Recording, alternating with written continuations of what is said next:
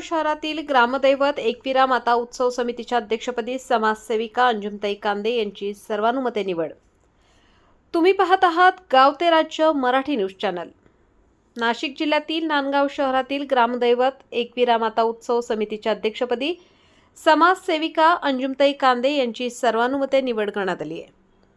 नांदगाव तालुक्याचे कार्यसम्राट आमदार सुहास अण्णा कांदे यांच्या मार्गदर्शनाखाली हिंदू पंच नांदगाव एकविरा माता उत्सव समितीची विशेष बैठक एकविरा मंदिरात आयोजित करण्यात आली होती।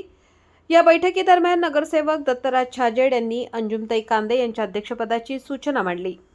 त्या सूचनेला हिंदू पंच नांदगावचे सचिव विजय धामणे यांनी अनुमोदन दिले। सर्व मान्यवरांच्या एकमताने समाजसेविका अंजुमताई कांदे यांची अध्यक्षपदी निवड जाहीर करण्यात आली।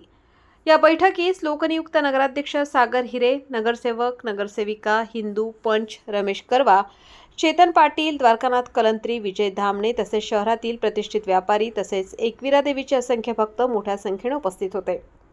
नांदगावच्या इतिहासात प्रथमच महिलेला एकविरा उत्सव समितीच्या अध्यक्षपदाचा मान मिळाल्याने महिला वर्ग आनंदित पाहावयास मिळत आहे।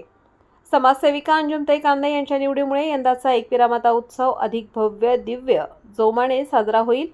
एकूण 7 दिवस यात्रा उत्सव सुरू राहणार आहे। महिला बचत गटांना स्टॉल लावण्यासाठी संधी दिली जाणार आहे। शेवटच्या दिवशी महाप्रसादाचे आयोजन करण्यात येणार आहे। संपूर्ण महाराष्ट्रात प्रसिद्ध असलेले देवस्थान नांदगाव एकविरा देवी हे होय। नांदगाव शहरातील धार्मिक आणि सामाजिक ऐक्याचे प्रतीक आहे।